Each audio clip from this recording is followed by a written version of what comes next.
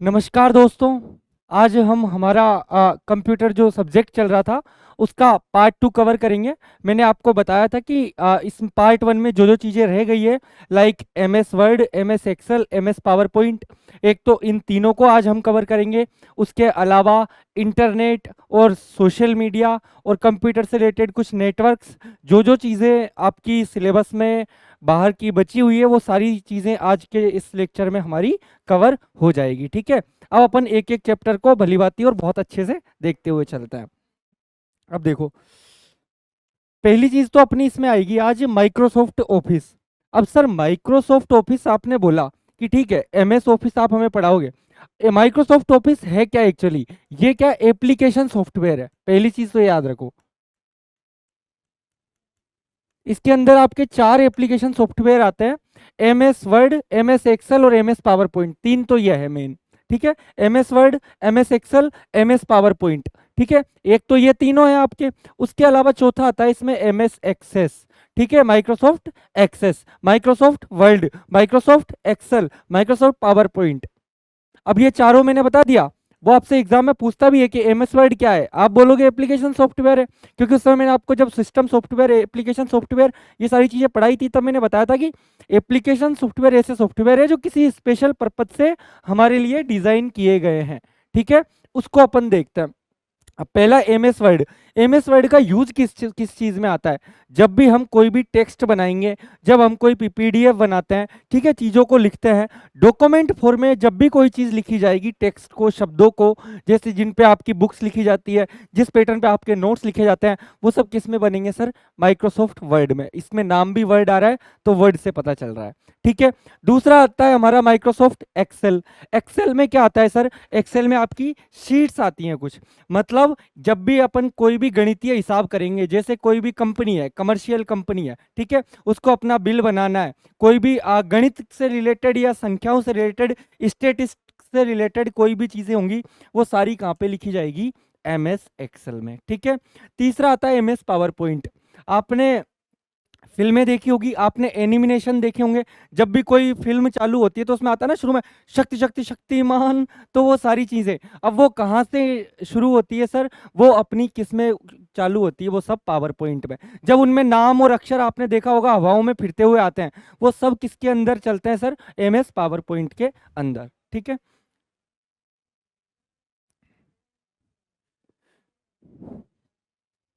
तो ये चारों चीजें अपन आज इसके अंदर कवर कर रहे हैं। ठीक है, अब पहले सर एप्लीकेशन सॉफ्टवेयर है, MS Word, MS Excel, MS power point.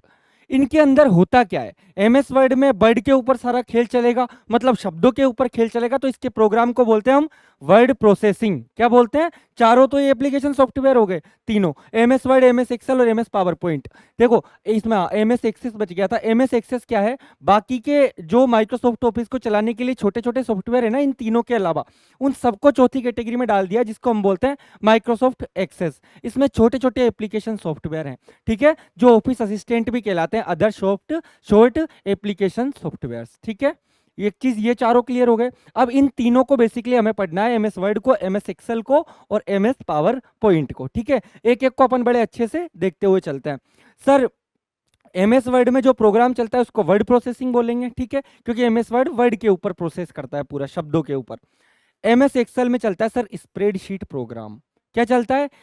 MS Excel के प्रोग्राम का नाम है स्प्रेडशीट प्रोग्राम। तो जैसे इसमें आपकी गणितीय गणनाएं होती है, एमएस एक्सेल कुछ इस प्रकार दिखता है, बाकी आगे मैं दिखा दूंगा। इसमें रो और कॉलम होते हैं, जैसे अपने फोर लाइन की कॉपी नहीं होती थी बचपन में गणित वाली, डब्बे वाली, तो वैसे के वैसे ही एमएस एक्सेल है कुछ कुछ। तीसरा चलता है एमएस पावर पॉइंट, जिसपे आपकी पीपीटी चलती है, प्रेजेंटेशन प्रोग्राम चलता है। ठीक है, तो इसका प्रोग्राम को बोलते हैं प्रेजेंटेशन प्रोग्राम। तीनों के नाम आपको याद हुए। तीनों में यूनिट मतलब पेज, एक तरीके से जब भी हमारा एमएस वर्ड का कोई भी चीज का पेज होता है, उसको हम बोलते हैं ओनली पेज। ठीक है, तो इसकी यूनिट होती ही पेज की। एक पेज खुला, फिर दूसरे पेज पे आ गए। यहाँ पे पेजों का नाम होता है, एमएस एक्सेल के पेज को बोलते हैं क्या? शीट। एमएस एक्सेल में क्या बोलेंगे सर? शीट। और एमएस पावर पॉइंट में क्या बोलेंगे? स्लाइड। ठीक है, तो आपके पास तीनों के कोई भी डॉक्यूमेंट आए तो आप समझ जाओ। ठीक है, पहले के अंदर पेज, एमएस वर्ड के अंदर, एमएस एक्सेल के अंदर चलती है sir sheet, MS power point में क्या चलता है सर? स्लाइड। तीनों चीजें क्लियर। उसके बाद देखो फाइल में, एमएस वर्ड में क्या कौन सी फाइल चलती है सर? डॉक्यूमेंट। एमएस वर्ड की जो फाइल होती है उसको हम बोलते हैं सर डॉक्यूमेंट। ठीक है, तो ये हो गया हमारा डॉक्यूमेंट। क्लियर? उसके बाद एमएस एक्सेल के अंदर जो फाइल चलेगी उसको नाम दिया जाता है क्या? वर्कबुक। तो शीट से मिलके कौन बनी? वर्कबुक। पेज से मिलके कौन बना? डॉक्यूमेंट। एक पेज का तो नाम ही हो गया, और जैसे पूरी किताब का नाम देना हो, पूरी फाइल का देना हो, तो वो डॉक्यूमेंट हो गया। ऐसे ही एक पेज का नाम शीट, पूरी का नाम वर्कबुक। ठीक है। तीसरा स्लाइड, है ना? एमएस पावर पॉइंट के पेज को बोलते हैं स्लाइड, और जब बहुत सारी स्लाइड हो जाएगी तो उस पूरे ग्रुप को हम क्या बोलते हैं? प्रेजेंटेशन। तो इसकी फाइल का नाम हो गया प्रेजेंटेशन। इनका एक्सटेंशन कि किस नाम से ये कंप्यूटर के अंदर सेव की जाती है, तो इसकी कोई भी फाइल आप खोलोगे ना, उसके लास्ट में लिखा होगा .docx। ठीक है। इसके एक्सटेंशन में क्या लिखा होगा?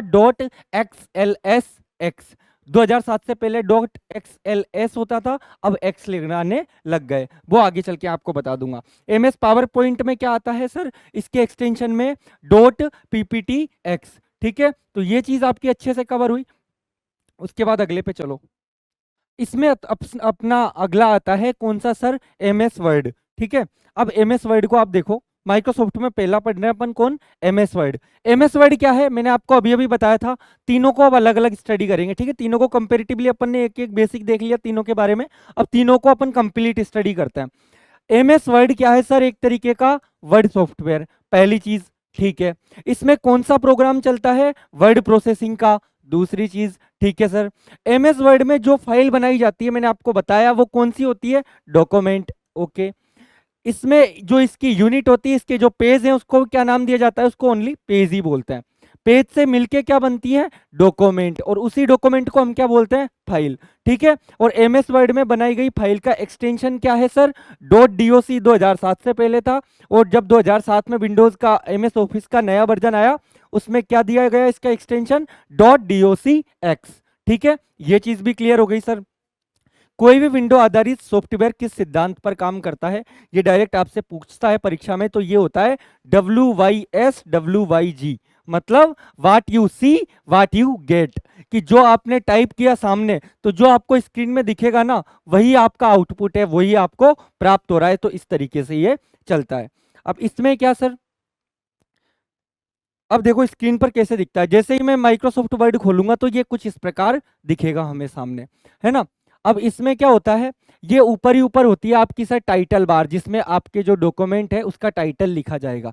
तो ये तो हो गई कौन सी? टाइटल बार, जिसमें लिखा जाएगा, देखो फाइल का नाम डॉक्यूमेंट 1 माइक्रोसॉफ्ट वर्ड। ये टाइटल बार हो गई। नीचे 3 बटन होते हैं, ये इसको बोलते हैं मिनिमाइज, इसको बोलते हैं मैक्सिमाइज, और ये होता है क्लोज करने का। मिनिमाइज, जैसे इस बटन पर क्लिक करते हैं अपन, तो जो हमारी फाइल खुल रही है वो क्लोज होके नीचे आ जाती है, मतलब नीचे की साइड हाइड हो जाती है।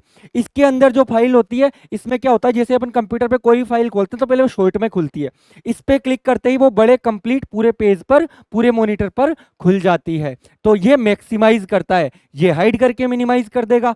और ये तीसरा होता है क्लोज करने का, कि उस फाइल को हम क्लोज कर सकें। ठीक है, तो ये तीनों आपके अच्छे से समझ में आए।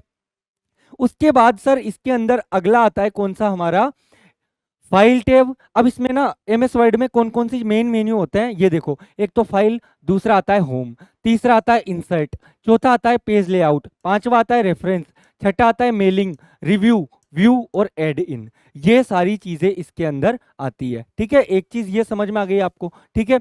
उसके बाद में सर नीचे आता है हमारा ये टेक्स्ट एरिया, इसके अंदर हम कोई भी टेक्स्ट लिखते हैं। ठीक है, ये स्क्रॉल करते हैं यहां से अपन, तो इसको बोलते हैं स्क्रॉल बार। ये दोनों, ये जो हॉरिजेंटल है तो इसको बोलेंगे हम क्या सर? हॉरिजेंटल स्क्रॉल बार। ये वर्टिकल है तो इसको बोलेंगे वर्टिकल स्क्रॉल बॉल। ठीक है, ये चीज भी समझ में आ गई बार। ठीक है, दोनों चीजें हो गई। इसके नीचे ये होती है स्टेटस बार। किसके नीचे? स्क्रॉल बार के नीचे, जस्ट नीचे कौन है सर? Status bar. और स्टेटस बार के नीचे आपकी आती है टास्क बार, जिसमें डेट, टाइम और बाकी चीजें आपकी लिखी होती है। वो तो मॉनिटर की स्क्रीन का होता है, तो वो नीचे चलेगा ही ऑलवेज।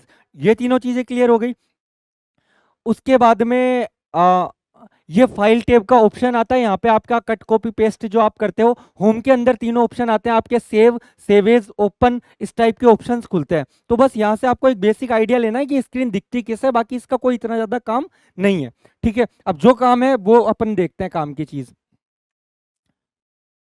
पहली चीज सेव, जब भी हमने टाइप करके कोई फाइल बना ली, ठीक है, हमें कोई बुक प्रिंट करनी है तो उसके लिए हमने टाइप करके बुक के पेजेस बना लिए, उनको सेव करना है तो सर कीबोर्ड में कौन सी कमांड देंगे हम? तो कीबोर्ड में एक बटन होता है कंट्रोल का, मैंने उस समय बताया था आपको, कंट्रोल शिफ्ट ये सब क्या है, कॉम्बिनेशन कीज है कमांड देने के लिए, और ये किसी अदर की के साथ ही यूज होती है। तो कंट्रोल प्लस एस अगर मैं दबाऊंगा तो क्या होगा, मेरी फाइल सेव हो जाएगी। अगर मुझे सेव करनी है तो पहले मैंने कोई फाइल बनाई वो सेव हो जाएगी। अगर कोई पहले से फाइल सेव है उसको एडिट कर रहा हूं, एडिट करके दोबारा सेव कर रहा हूं, तो वो किस में जाएगी सर? सेव एज में। ठीक है, तो सेव डॉक्यूमेंट को एडिट करके दोबारा सेव किया जाता है, वो किसके अंदर चल जाएगा? सेव एज में। सेव एज की कमांड कौन सी होती है? सेव एज की कमांड होती है कौन? F12। कौन से बटन से अपन सेव एज को कमांड देते हैं? F12 के कंप्यूटर के। ठीक है, ये कमांड आपको याद रखनी है। एमएस ऑफिस में सबसे ज्यादा वो पूछता है, तो वो पूछता है आपसे कमांड, और दूसरी चीज कौन सी? फुल फॉर्म वगैरह। ठीक है, ये आपको याद रखना है अच्छे से। तीसरा, एडिटिंग का ऑप्शन आता है। एडिटिंग में हम क्या क्या करते हैं सर? जैसे मैंने आपको बताया था फाइल है, ठीक है, तो फाइल का जो बटन था यहाँ पे, फाइल क्या, होम का बटन, इस पे ना आपके अंदर कौन कौन सी चीजें, इसके अंदर सारे ऑप्शंस आपके खुल जाते हैं। कौन कौन से ऑप्शन फाइल में? कट करने का, कॉपी करने का, ये रहा कट कॉपी पेस्ट, ये तीनों फाइल में खुलेंगे। ठीक है, ये आपको याद रखना है। अब देखो एडिट में अपन क्या क्या देखते हैं कि सर किसी भी डॉक्यूमेंट में कोई लाइन है, जैसे मोबाइल में होता है, अपन कोई चीज को टेक्स्ट लिखा उसको कॉपी करते हैं ना, कॉपी करके पेस्ट करके चिपका देते हैं, वैसे वैसे कट कॉपी पेस्ट का खेल चलता है। कट करने के लिए कमांड दी जाती है कंट्रोल प्लस एक्स।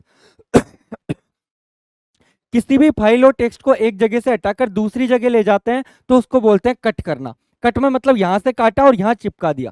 ठीक है, कट और कॉपी में अंतर है, कॉपी में वो चीज वहां भी रहेगी, वहां से कॉपी किया इधर भी चिपका दिया, तो वो दोनों जगह रहती है, लेकिन कट में एक जगह से हटकर दूसरी जगह चली जाती है। पहली चीज समझ में आई? कट की कमांड दे देंगे कंट्रोल प्लस एक्स से। कॉपी की क्या किससे कमांड दी जाती है? तो इसको तो डायरेक्ट याद रखना, सी से।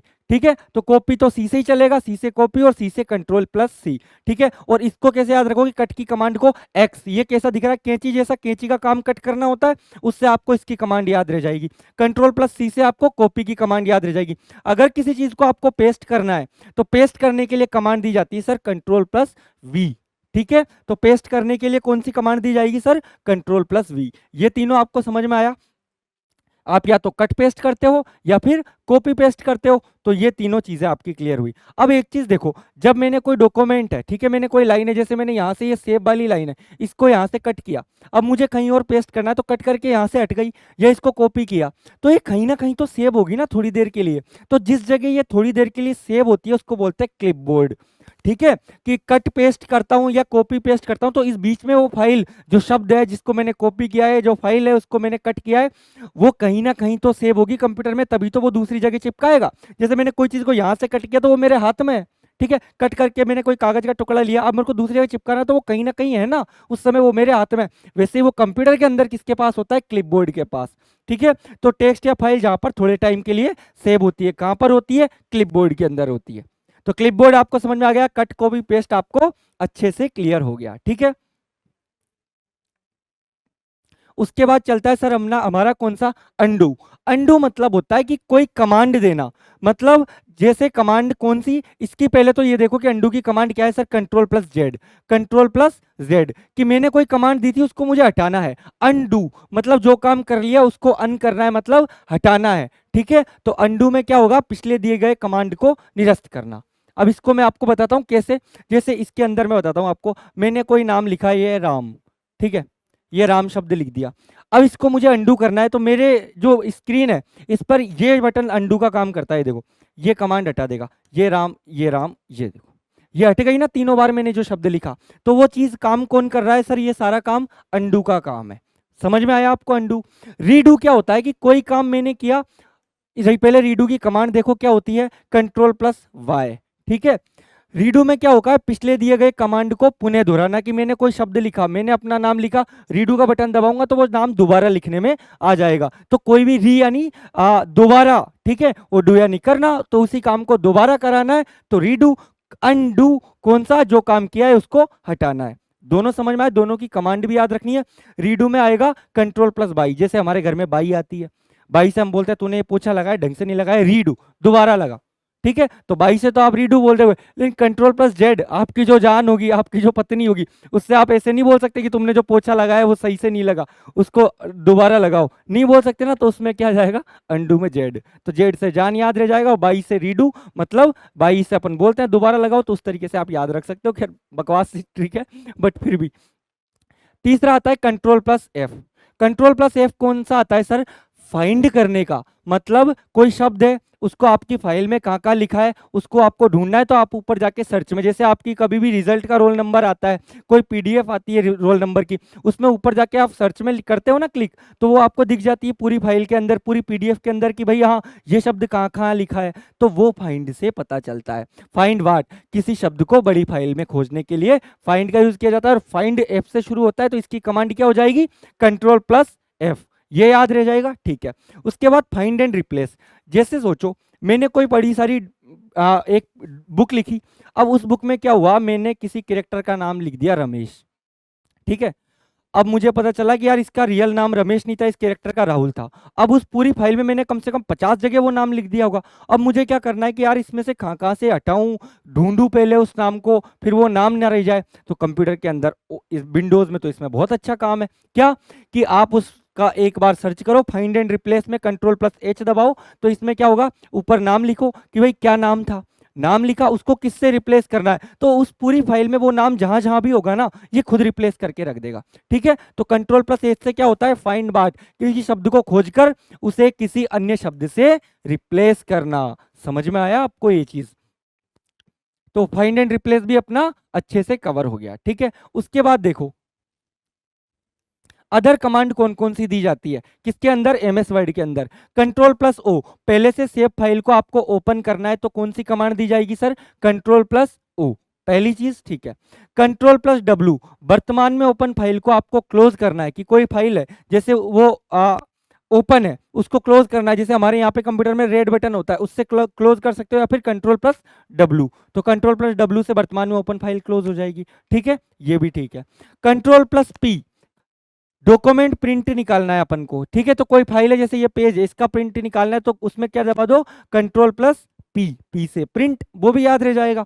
उसके अलावा एन, नई फाइल खोलनी है, ठीक है, ये डॉक्यूमेंट फाइल मैंने पूरी बना ली, अब नई फाइल खोलनी है, तो उसके लिए क्या कमांड दूंगा, कंट्रोल प्लस एन, एन से न्यू, तो न्यू डॉक्यूमेंट के लिए कंट्रोल प्लस एन, ठीक है। उसके बाद में एल्ट प्लस F4, क्या है, वर्ड विंडो से बाहर आने के लिए, मतलब विंडो को क्लोज करने के लिए, ठीक है। ओपन फाइल को क्लोज करना है, तो फाइल है उसको क्लोज करते ही अपन विंडो पे वापस आ जाएंगे उसी पे, फाइल की पे, ठीक है। लेकिन प्रॉपर क्लोज करना है कि सर कंप्लीट को क्लोज कर दी, तो हम कौन सा बटन दबाएंगे, एल्ट प्लस F4। समझ में आया आपको, एक में तो आपकी फाइल ही क्लोज होगी, एमएस वर्ड पूरा क्लोज नहीं होगा, उस फाइल को क्लोज करके आपको पूरा मेन्यू आ जाएगा अदर फाइल का। एक के अंदर क्या है कि आपको सारा के सारा एमएस वर्ड आपने क्लोज कर दिया, आप मेन होम स्क्रीन पर पहुंच जाओगे, तो उसके लिए की जाती है एल्ट प्लस F4। ये सारी चीजें आपको अच्छे से क्लियर हुई, उसके बाद आ जाओ, एक होता है फॉर्मेटिंग। अब फॉर्मेटिंग का मतलब क्या है सर, किसी भी चीज का फॉर्मेट बनाना। अगला कौन सा है अपना सर, फॉर्मेटिंग, फॉर्मेटिंग अपन देख रहे हैं, ठीक है। अब फॉर्मेटिंग में क्या क्या चीजें चलेंगी, कि सर टेक्स्ट का फॉर्मेट, पेज का फॉर्मेट और पैराग्राफ का फॉर्मेट, वर्ड के अंदर जो फाइल होती है उसमें कैसा कैसा होता है, एक एक को अपन देखते हैं। पहला होता है टेक्स्ट या फॉन्ट का फॉर्मेट।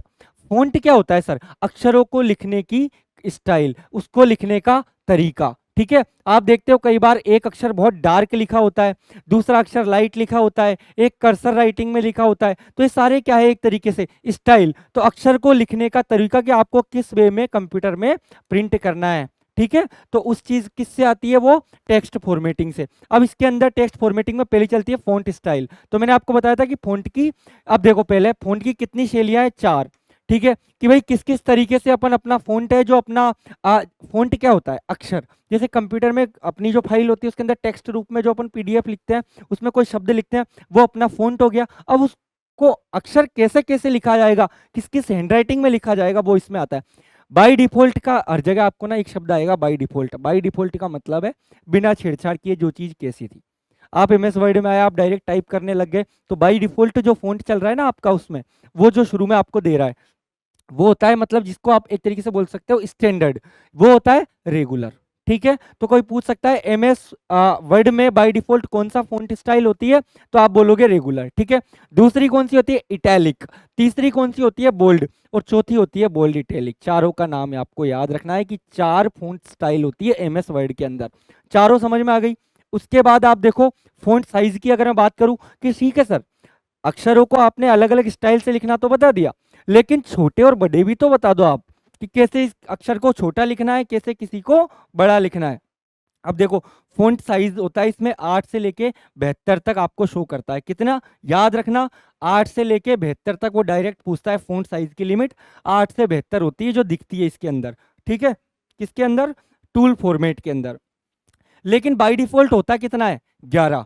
ठीक है, बाय डिफॉल्ट होता है 11। और ये जो 72 है ना, इसको आप टाइप करके कितने तक भी ले जा सकते हो, लगभग 4000 तक आप इसको ले जा सकते हो। ठीक है, तो 72 तक प्रदेश ही जाता है और 72 को चेंज करके कितना भी कर सकते हैं, और लगभग होता है वो 4000। ठीक है। उसके बाद फ़ॉन्ट नेम। फ़ॉन्ट नेम में क्या है, विभिन्न प्रकार के फ़ॉन्ट नेम होते हैं। जैसे अपना बाय डिफ़ॉल्ट स्टाइल होती है फ़ॉन्ट नेम की, कैलिबर स्टाइल। ठीक है, तो आपको याद रखना है सर फ़ॉन्ट नेम की बाय डिफ़ॉल्ट स्टाइल कौन सी है, कैलिबर। ठीक है। उसके अलावा फ़ॉन्ट इफेक्ट होता है।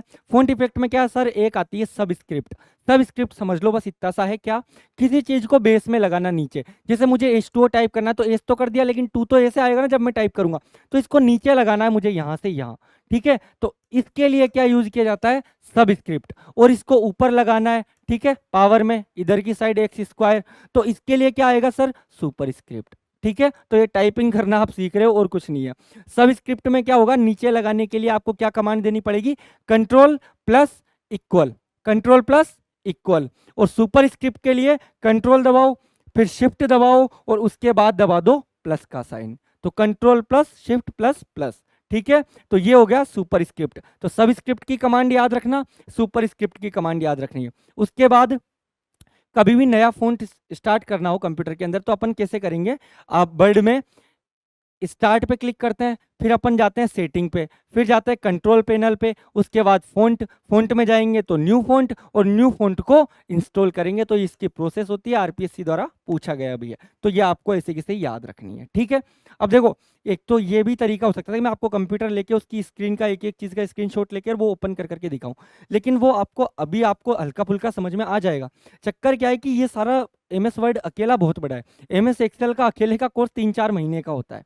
ठीक है, तो आप इतनी सी चीज को आपको बस परीक्षा लायक काम निकालना है, तो आपको इसको रट लेना है।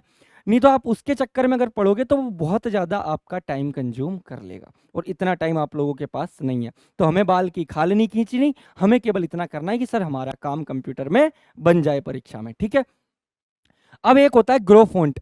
फ़ॉन्ट की साइज को इसमें अपन बढ़ाते हैं, तो फ़ॉन्ट की साइज को हल्का सा बढ़ाने के लिए क्या होता है सर, कंट्रोल प्लस ये ग्रेटर देन वाला साइन। अगर फ़ॉन्ट की साइज को कम करना है तो कंट्रोल प्लस लेस देन वाला बटन। ठीक है, तो इनको आपको दबा देना है। तो इसको बोलते हैं ग्रो फ़ॉन्ट, इसको बोलते हैं श्रिंक फ़ॉन्ट। क्लियर, ये चीज आपको समझ में आ गई। एक होता है मिनिमाइज, मैंने आपको पहले ही बताया था कि ऊपर की साइड 3 बटन होते हैं। ठीक है, ऐसे इस तरीके से होता है। ये तो हो गया मिनिमाइज का, ये हो गया क्या, मैक्सिमाइज का, ऐसा होता है कुछ वो बटन। और ये हो गया क्लोज का। मिनिमाइज से वो चीज़ हटके नीचे आपकी टास्क बार में चली जाएगी, जहाँ जो कंप्यूटर में जो वर्तमान में आपके टास्क ओपन है उसके अंदर। मैक्सिमाइज में जब आप कंप्यूटर खोलते हो तो वो आधी स्क्रीन तक ही खुलती है आपकी जो कोई भी चीज़ का प्रोग्राम। अब उसको फुल स्क्रीन पे लाना है तो मैक्सिमाइज का बटन दबा देते हैं, और क्लोज में वो पूरी फाइल क्लोज हो जाती है। ठीक है, तीनों आपको ये चीज़ भी समझ में आ गई। उसके बाद आ जाओ, एक होता है sir page format. Page format क्या है, इस कमांड का यूज करके हम डॉक्यूमेंट पेज को चारों तरफ एक जगह छोड़ते हैं। जगह कैसे, कि ये आपकी फाइल है। जैसे आपने कभी अपनी कॉपी देखी होगी या कोई पीडीएफ देखी होगी, उस पीडीएफ में ना चारों ओर कुछ स्पेस होता है। ठीक है, उस स्पेस की बात चल रही है यहाँ पे, उसको बोलते हैं अपन मार्जिन। अब ये कितने प्रकार का होता है, टॉप में जो जगह छोड़ी जाएगी उसको बोलेंगे टॉप मार्जिन, बॉटम में जो छोड़ी जाएगी बॉटम मार्जिन, लेफ्ट में जो और राइट में। आपने कभी आपकी बुक देखी है, बुक में आप देखना आपका जो पेज है उसमें अक्षर लिखे होंगे तो वो बीच में लिखे होंगे, उसमें चारों ओर स्पेस छोड़ा गया है, और उसी स्पेस को हम बोलते हैं मार्जिन। पहली चीज आपको समझ में आ गई, तो 4 प्रकार के मार्जिन होते हैं। अब इसमें एक शब्द आता है सर गटर मार्जिन। अब वो पूछेगा तो आपको लिखना है कि सर मार्जिन तो 4 ही है। 5वीं एक चीज और एक्स्ट्रा है, ये गटर मार्जिन क्या होता है कि आपकी जो कॉपी है उसमें आपको स्पाइरल करनी है, तो स्पाइरल करने के लिए भी तो जगह होनी चाहिए। अगर उधर तक शब्द आ गए तो फिर आपको प्रॉब्लम नहीं होगी, वो शब्द नहीं कटेंगे। तो वो जो एक्स्ट्रा जगह छोड़ी जाती है उसी को हम बोलते हैं गटर मार्जिन। अगर आपकी कॉपी यूं खुलती है वर्टिकली तो इधर की साइड लेफ्ट में होगी वो, और अगर हॉरिजॉन्टली इस तरीके से आपकी कॉपी खुलेगी तो वो ऊपर की साइड होता है, जो स्पाइरल जहाँ पे आप बांधते हो। तो उस जगह जो जगह छोड़ी जाती है उसको बोलते हैं अपन कौन सी, गटर मार्जिन। क्लियर हुआ? ठीक है।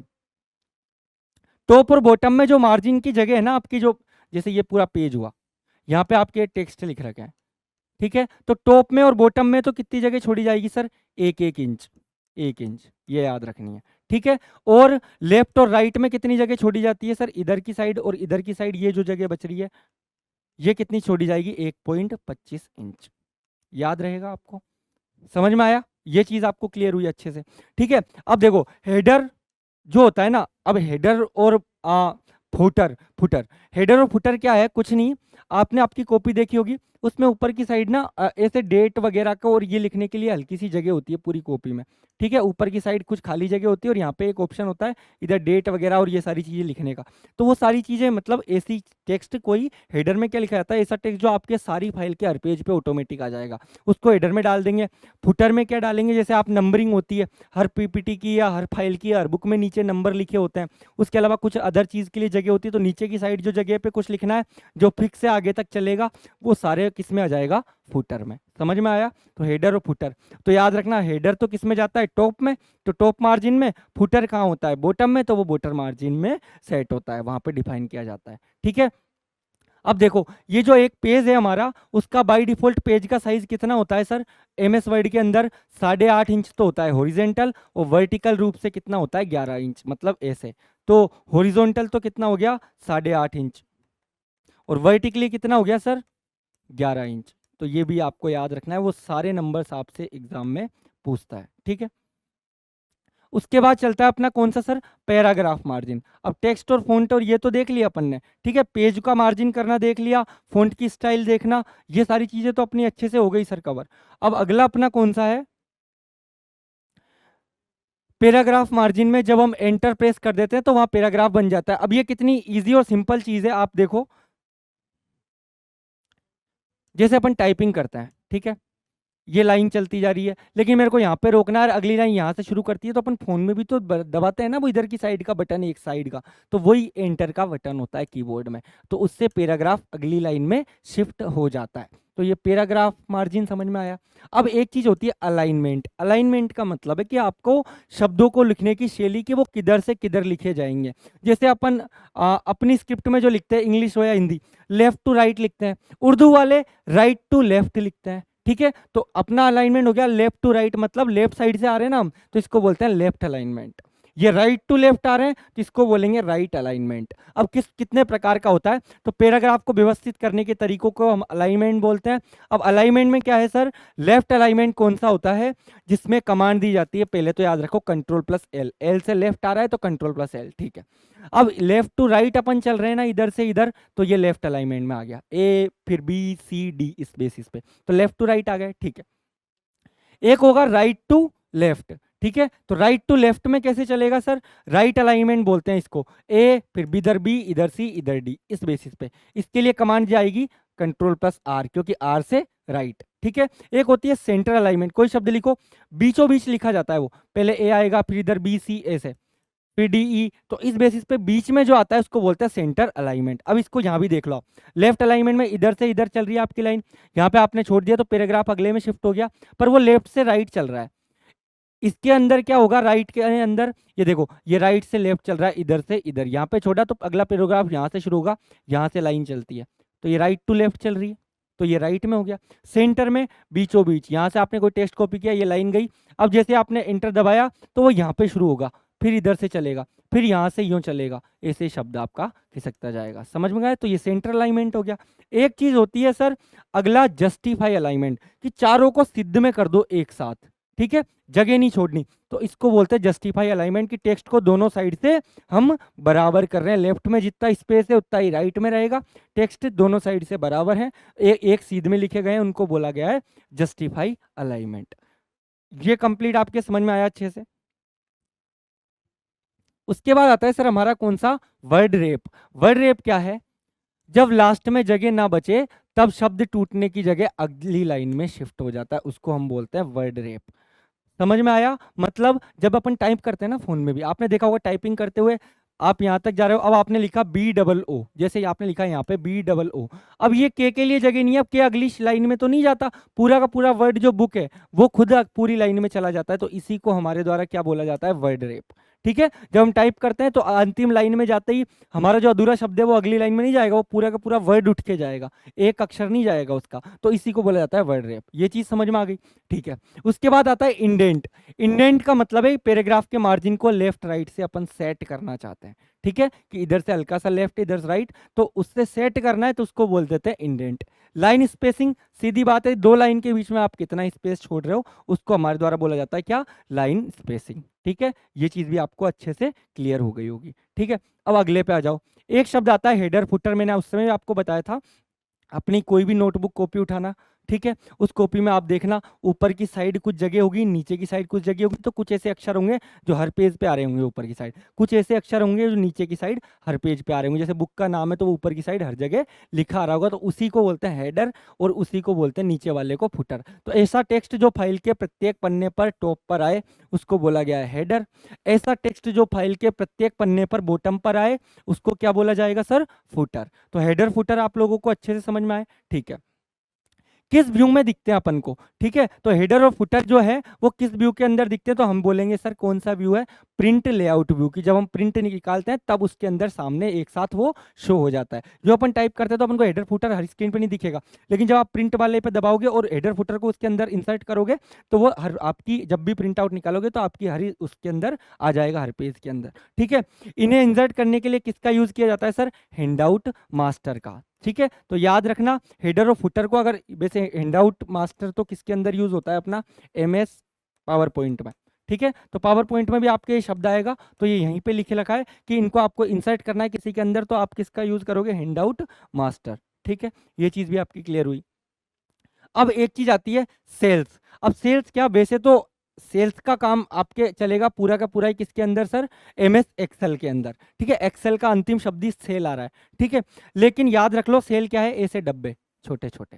पहली चीज तो एक सेल को कई में तोड़ने के लिए हम बोलते हैं स्प्लिट सेल्स, और कई सारी सेल्स को कंबाइन करने के लिए वर्ड यूज किया जाता है, उसको बोलते हैं मर्ज। तो मर्ज करते हैं मतलब कई सारी सेल्स को मिला दिया, जैसे ये 3 डब्बे हैं, ठीक है, इन 3 डब्बों को मुझे एक बनाना है, ये 3 डब्बे थे, ठीक है, 1 2 3, इनको मुझे एक बनाना था, तो मैं क्या करूंगा, ये देखो ये यहां से हटा दिया, तो ये पूरा डब्बा एक डब्बा बन जाएगा ना मेरा। ऐसे कैसे, तो 3 कमरे हैं उनको बीच की दीवार हटा दो तो वो एक कमरा हो गया, तो उसको बोल दिया मर्ज। और एक ही कमरा है उसके अंदर भी 3 फंटे लगा दिए और 3 कमरे बना दिए, उसको बोलेंगे अपन क्या, स्प्लिट सेल्स, स्प्लिट यानी तोड़ना। तो सेल्स के बारे में हो गया। वैसे सेल्स आपका किसका है, MS एक्सेल का, उसके बारे में आपको वहां पे एक एक चीज पढ़ाई जाएगी, लेकिन वर्ड में भी हमें कई बार कोई सारणी या कोई टेबल बनाने की जरूरत पड़ जाती है, इसलिए उसमें इस चीज का थोड़ा सा यूज होता है। ठीक है, अब उसके अलावा टूल्स पे आते हैं इसके अंदर MS वर्ड में। अब सर कौन कौन से टूल्स इसके अंदर हमारे काम करते हैं उनको अपन देखते हैं एक एक टूल को अच्छे से। ठीक है, टूल में क्या है, पहला है हमारा ऑटो टेक्स्ट, शुरू के अक्षर लिखते ही पूरा शब्द दिख जाएगा। आपने कभी बार देखा होगा जब आपके कीबोर्ड में आप टाइप करते हो, आप कोई अक्षर लिखते हो, आपने कोई 4 लाइन लिखा SCH, ठीक है, O, तो बेसिक वो नीचे पूरा शो कर देता है कीबोर्ड की स्क्रीन पर कि स्कूल, उससे जो जो स्पेलिंग बन सकती है ना, स्कूलिंग, ठीक है, ऐसे जो जो स्पेलिंग बन सकती है वो सारी शो कर देता है। इसी को बोलते हैं ऑटो टेक्स्ट, की शुरू के अक्षर लिखते ही पूरा शब्द आपको दिखने लग जाए क्लिपबोर्ड पे। ठीक है, तो ये ऑटो टेक्स्ट हो गया। एक होता है ऑटो करेक्ट, क्या आपने कोई स्पेलिंग लिखी, जब आपके फोन में ऑटो करेक्ट ऑन होगा, स्पेलिंग आप कुछ और लिखोगे तो आप गलत अगर स्पेलिंग लिख रहे हो तो वो खुद उसको करेक्ट करके लिख देता है, इसी को हम बोलते हैं ऑटो करेक्ट, कि ऑटोमेटिकली गलत स्पेलिंग को सही करके लिखना, ये ऑटो करेक्ट हो गया। तीसरा क्या है सर, तीसरा है हमारा स्पेल चेक। अब स्पेल चेक क्या होता है, स्पेल चेक कुछ नहीं, स्पेलिंग जो आपने शब्द लिखा है उसको चेक करना है कि सर ठीक है मैंने पूरी फाइल बना ली, पूरा पेज बना लिया, टाइप कर लिया, अब मुझे ये पता नहीं कि इसमें मैंने इंग्लिश में किस किस वर्ड में मिस्टेक करी है। आप स्पेल चेक डालो तो जो जो वर्ड में आपने स्पेलिंग मिस्टेक की है ना उसके नीचे रेड लाइन आ जाएगी। ठीक है, तो ऐसे कैसे ही स्कूल पे जैसे ये SCHOOL होता, मैंने टाइप किया SCHOL, तो यहाँ पे ये रेड लाइन दिख रही है ना आपको, तो ये रेड लाइन आ जाती है स्पेल चेक में। ठीक है, तो गलत शब्द को सेलेक्ट करके F7 की का यूज करेंगे तो वो बता देगा कि कौन सी स्पेलिंग मिस्टेक है। ठीक है, तो जो शब्द आपको गलत लग रहा है उसको सेलेक्ट किया, F7 का यूज किया, तो आपको बता देगा सर इसके अंदर कौन सी स्पेलिंग मिस्टेक है, मतलब इसका रियल नाम क्या होता, तो वो बता देगा F7 की का यूज करते ही कि सर ये SCHOL नहीं होगा, यहाँ होगा SCHOOL, वो साइड में शो कर देगा आपको। ठीक है, जब भी स्पेलिंग वाले गलत के नीचे तो आएगा रेड लाइन, और अगर कोई शब्द ग्रामेटिकली गलत है, ठीक है, कोई लाइन, ठीक है, तो उसके नीचे क्या आ जाएगा सर, ग्रीन लाइन। तो ग्रामेटिकली रॉन्ग चीज के लिए तो आती है हमारी कौन, ग्रीन लाइन। ठीक है, और स्पेलिंग अगर कोई गलत हो उसके नीचे कौन सी आती है सर, हमारी रेड लाइन। तो ये चीज भी आपको अच्छे से क्लियर हो गई होगी।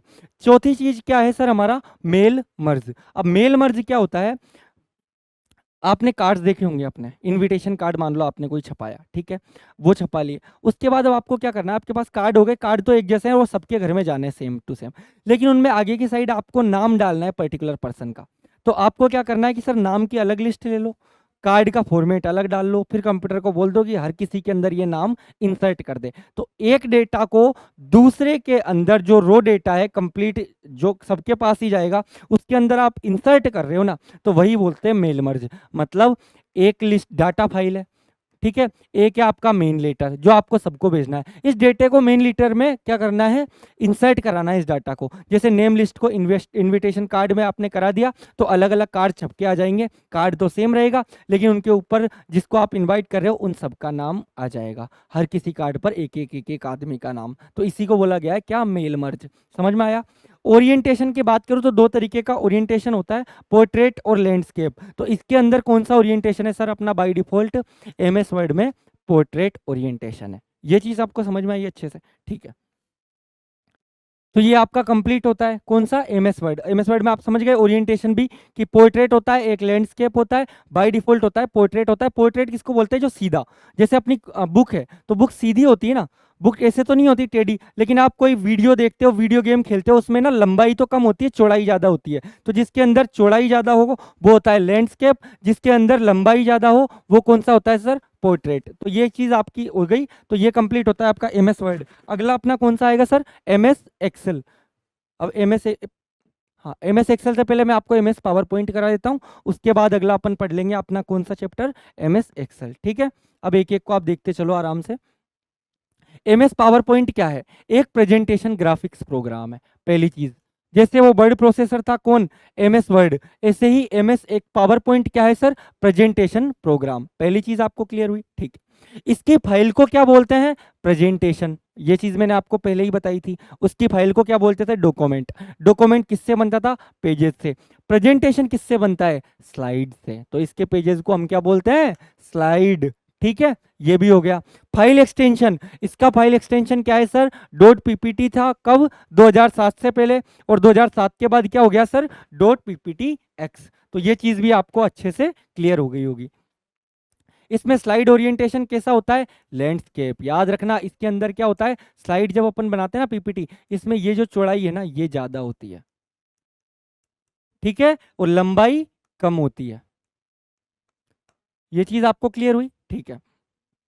पावर पॉइंट में बाय डिफॉल्ट स्लाइड का साइज कितना होता है, 16:9, कि 16 इतनी तो क्या होगी, चौड़ी, तो ये क्या है, 16 इसकी चौड़ाई ज्यादा है, लंबाई कम है, 16:9। समझ में आया आपको, तो ये हो गया बाय डिफॉल्ट स्लाइड का साइज। प्रेजेंटेशन की सभी स्लाइड को छोटे रूप में जहां प्रदर्शित किया जाता है उस स्थान को हम क्या बोलते हैं सर, थंबनेल। तो वो सीधा आपसे परीक्षा में पूछता है कि जैसे ये इस हिस्से को हम क्या बोलेंगे, जहां पे आपकी ये स्लाइड्स आ रही है इस हिस्से को। ठीक है, अब देखो पहले एक साथ जैसे आपने अलग अलग स्लाइड बना ली, और वो एक साथ जहाँ पे आएगी आपकी, यहाँ पे सारी स्लाइड्स आपकी एक जगह आ गई। कई बार अपन देखते हैं ना, कोई PDF है या कोई PPT आप प्रिंट आउट निकलवाने जाते हो, तो सारे पेजेस को एक जगह ले आता है वो छोटे से रूप्स में। ठीक है, जैसे इसके अंदर ही मैं आपको बताता हूँ,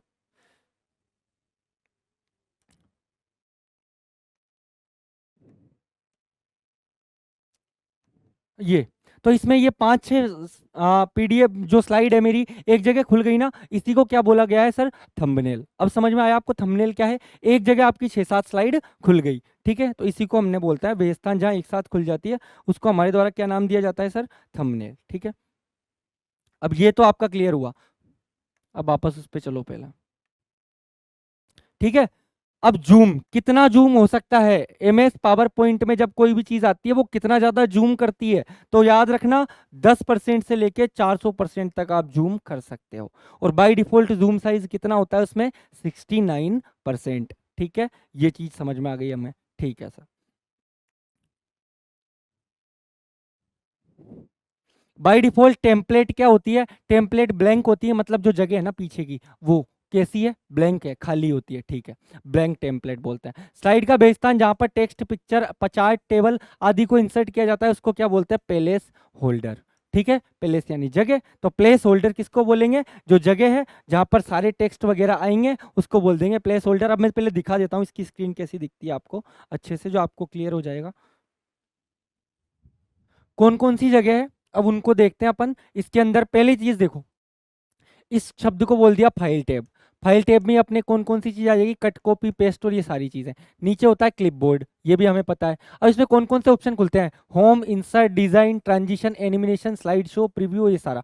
ऊपर की बार वही, उसमें भी यही थी, पावर पॉइंट में भी वही है। टाइटल बार बोलेंगे, ऊपर की साइड मिनिमाइज, मैक्सिमाइज और क्लोज के बटन आ गए। ये जगह आ गई, इस जगह को हम क्या नाम देते हैं सर? प्लेस होल्डर, ठीक है। तो ये पूरी जगह जहाँ पे चीजें, टेक्स्ट वगैरह सब कुछ लिखे जाएंगे, इसको बोल दिया हमने प्लेस होल्डर। ये स्लाइड टैब आ गई, जहाँ पे ये मैंने आपको दिखाई थी जैसे इसके अंदर, ये इसको क्या बोलते हैं सर? स्लाइड टैब, ठीक है।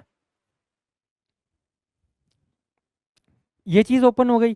उसके अलावा ये नोट्स स्क्रीन होती है, यहाँ पे नोट सेक्शन के यहाँ पे कुछ नोट आप अलग से ऐड कर सकते हो एमएस पावर पॉइंट। अब देखो पावर पॉइंट का यूज क्या आता है, मैंने आपको पहले ही बताया था।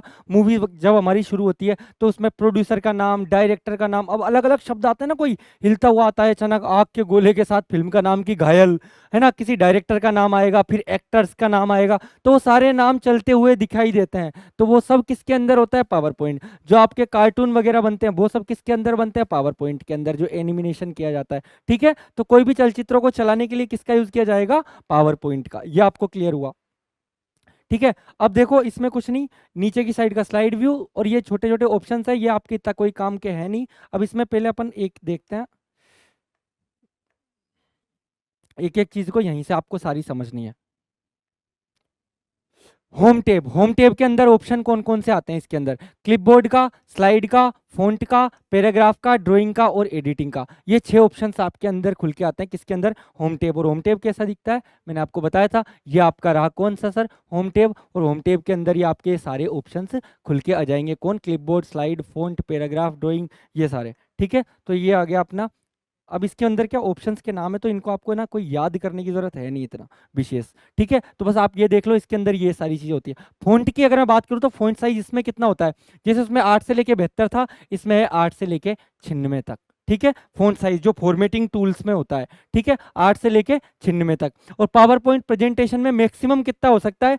इसके अंदर भी 4000 हो सकता है, और मिनिमम तो कितना होगा? वही 1, ठीक है। तो मिनिमम 1 से लेके 4000 तक हो सकता है। लेकिन टूल्स में जो शो करता है स्क्रीन पर, जैसे इस तरीके से जो शो करता है, तो वो कितना करेगा? यहाँ पे 8 लिखा होगा, यहाँ पे 96 होगा। 96 को आप एडिट करके कितना भी कर सकते हो, और 8 को भी एडिट करके कम कर सकते हो, लेकिन कितना होगा मिनिमम? कम, 1 तक, ठीक है। तो ये भी आपका क्लियर हुआ।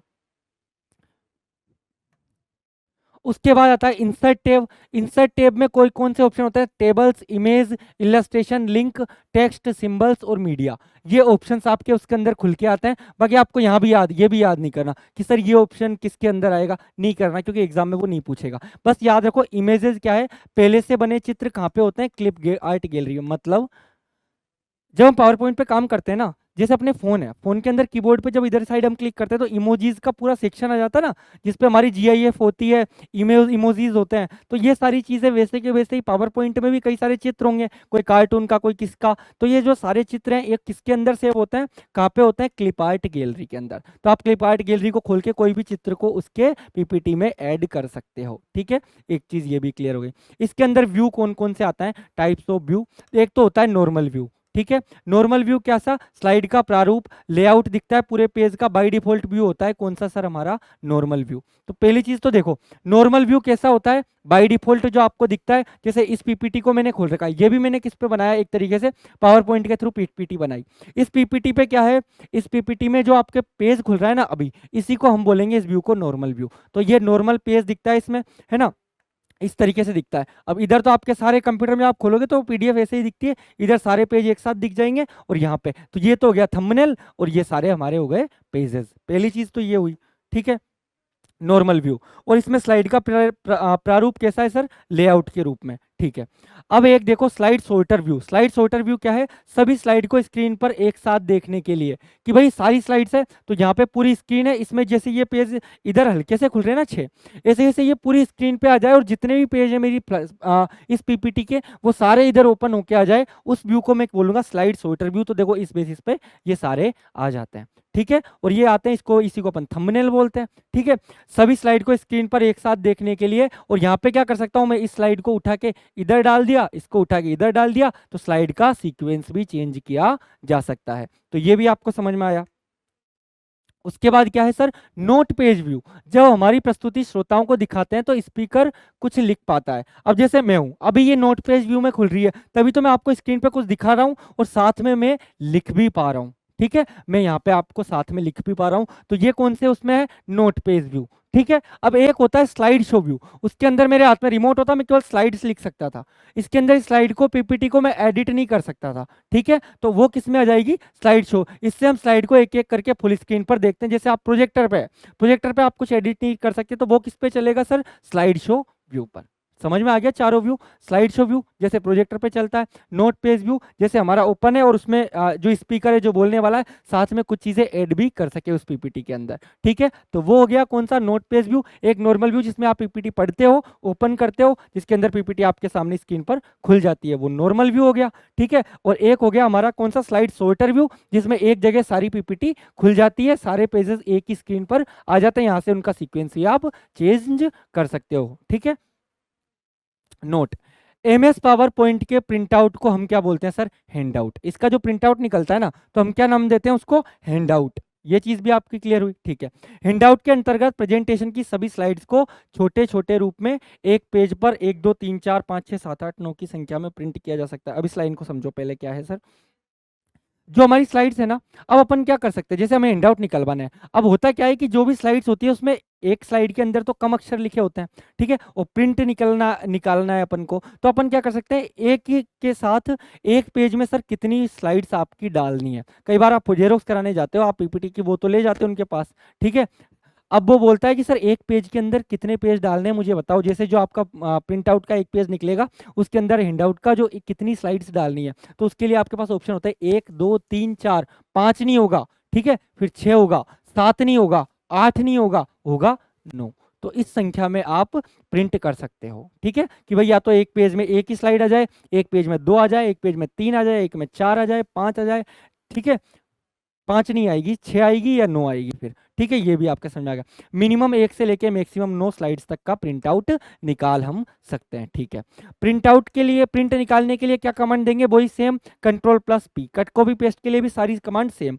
प्रिंट वाट, अब इसमें आएगा जब कंट्रोल+P दबाओगे, स्लाइड प्रिंट करनी है या हैंड आउट, कि भाई एक पर्टिकुलर स्लाइड को प्रिंट आउट निकालना हो तो वो स्लाइड निकल आएगी, और पूरी कंप्लीट हैंड आउट निकालना हो तो वो कंप्लीट हैंड आउट आपका निकल के आ जाएगा, ठीक है।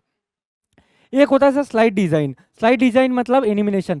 पहली चीज तो देखो एनिमेशन क्या होता है, जो हमारे कार्टून चलते हैं उसमें इमेज आती है और वो इमेज धीरे धीरे मूव करती जाती है, इसी को हम बोलते हैं एनिमेशन। ये शब्द समझ में आया।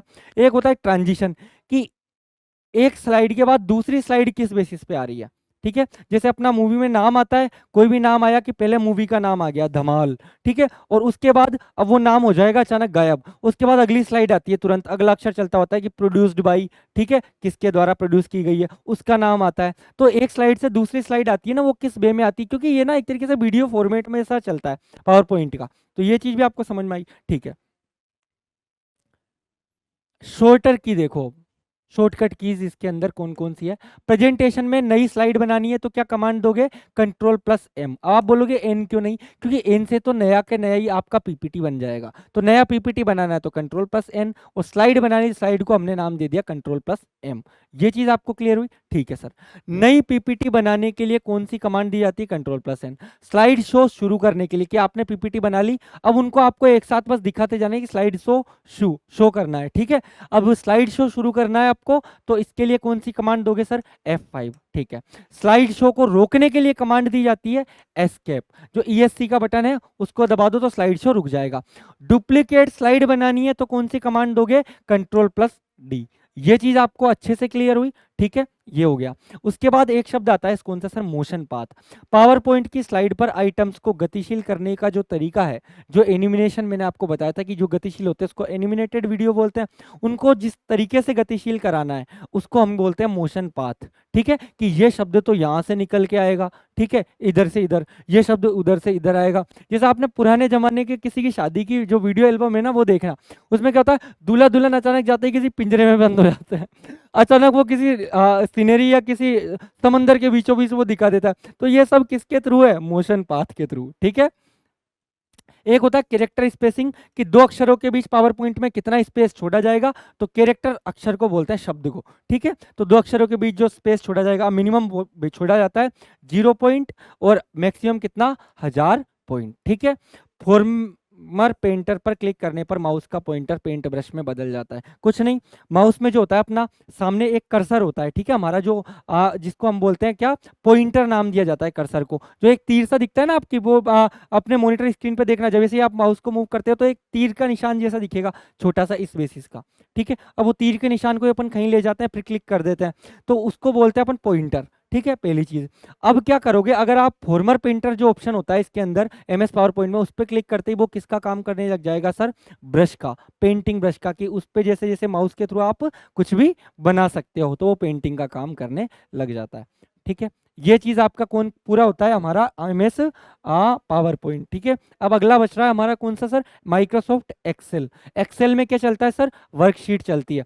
वर्कशीट में मतलब क्या, कि सर ये जो शीट है ना, इसके अंदर आपके बिल वगैरह के काम हो, एक एक चीज देख लो आप, चार्ट बनाने का काम हो, सांख्यिकी गणना हो, डाटा एनालिसिस का काम हो, अकाउंट रिलेटेड काम हो, वो सारे किसके अंदर होंगे, एक्सेल में। अगर आप कॉमर्स के स्टूडेंट होते हैं तो उस चीज़ों में इनको उनको सबसे ज़्यादा ज़रूरत पड़ती है। तो कोई भी चार्टेड अकाउंटेंट है वो पूरा काम ही एक्सेल शीट पे करता है, ठीक है। तो हिसाब किताब, लेखा जोखा, डाटा एनालिसिस, इन सब चीज़ों के लिए जिस प्रोग्राम का, जिस प्रोग्राम फंक्शन का यूज़ किया जाता है वो कौन सा है सर, हमारा माइक्रोसॉफ्ट एक्सेल। पहली चीज़ ये क्या होता है, स्प्रेडशीट प्रोग्राम, समझ में आ गया।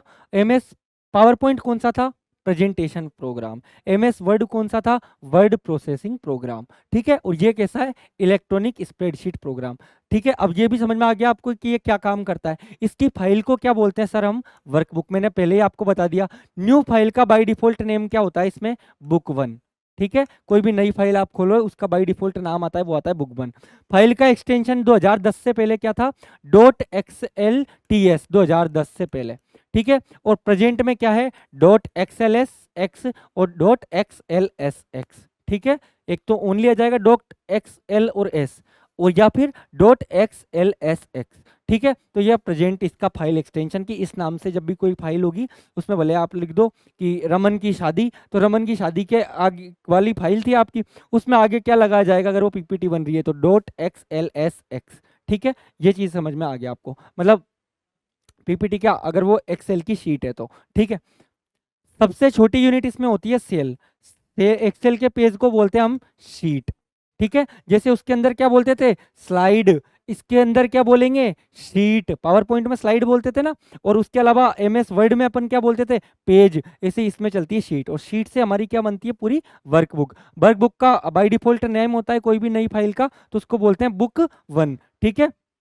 सेल्स के समूह को हम बोलते हैं क्या, वर्कशीट, ठीक है। कि एक सेल्स है तो पूरा ग्रुप है, उसको बोल दिया हमने पूरा वर्कशीट। अब सेल क्या है पहले ये देख लो। सेल यानी हमेशा से अपन पढ़ते हैं, जैसे कोशिका के लिए यूज किया जाता था ये वर्ड, सेल यानी होता है छोटा कमरा। तो जो बॉक्सेस है ना, पर्टिकुलर बॉक्सेस, इनको हम बोलते हैं सेल।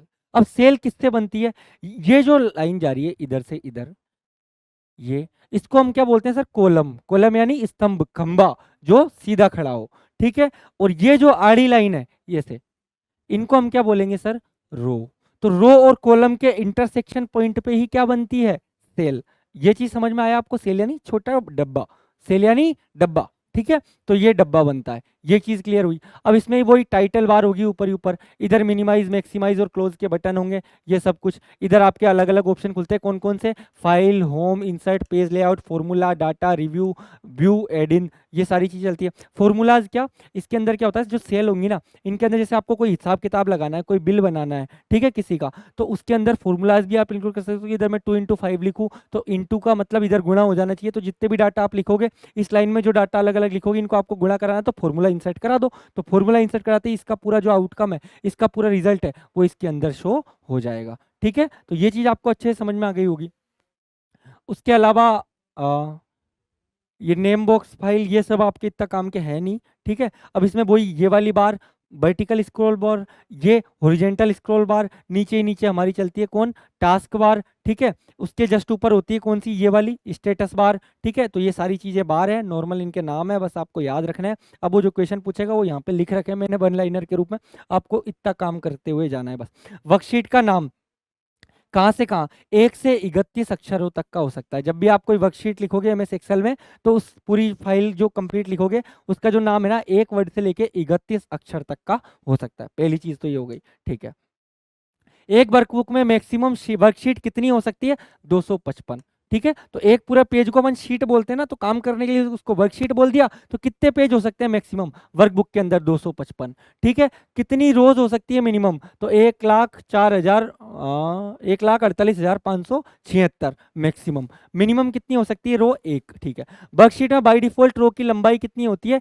12.75 पॉइंट। ये जो रो होती है ना हमारी, इसकी लंबाई कितनी है वर्कशीट में? 12.75 पॉइंट। वर्कशीट में कुल कॉलम्स की लंबाई कितनी होती है? ठीक है, 16,834 संख्या, लंबाई नहीं है, ठीक है, 16,384, ठीक है। पहले कॉलम का नाम क्या होता है सर? A1। अंतिम का नाम क्या होता है? XFD, ठीक है। तो पहले जो आपके डब्बे बनते आ रहे हैं, इन कॉलमों का नाम होगा, पहले का नाम A1 होता है, अंतिम का नाम क्या होता है? XFD, ठीक है। ये भी आपको याद रखना है। बाय डिफॉल्ट कॉलम की चौड़ाई कितनी होगी? 8.43 पॉइंट। क्लियर? लंबाई आ गई रो की, कॉलम की चौड़ाई भी आ गई, ठीक है। रो कितनी लंबी है, कॉलम मतलब कितने कितने, ये जो पर्टिकुलर गैप है ना, ये कॉलम के बीच का गैप आ गया, ठीक है। तो ये कितना है? 8.43 पॉइंट, ठीक है। रो व कॉलम के इंटरसेक्शन पॉइंट पे क्या बनती है अपनी? सेल। ये बन गया ना हमारा कमरा, ये तो हो गया कॉलम, ये हो गई रो, इनके बीच में क्या बना? सेल। ये भी आपको याद रखना है। एमएस एक्सेल में फॉन्ट साइज कितने से कितना चलता है? एमएस वर्ड की तरह ही 8 से लेके 72 तक, सेम टू सेम, ठीक है। एमएस एक्सेल में बाय डिफॉल्ट पोर्ट्रेट कौन सा होता है? सॉरी, ओरिएंटेशन, पोर्ट्रेट ओरिएंटेशन होता है। ये भी आपको याद रखना। पोर्ट्रेट मतलब सीधा, ठीक है। ये भी समझ में आ गया, मतलब ऐसे लंबा खड़ा।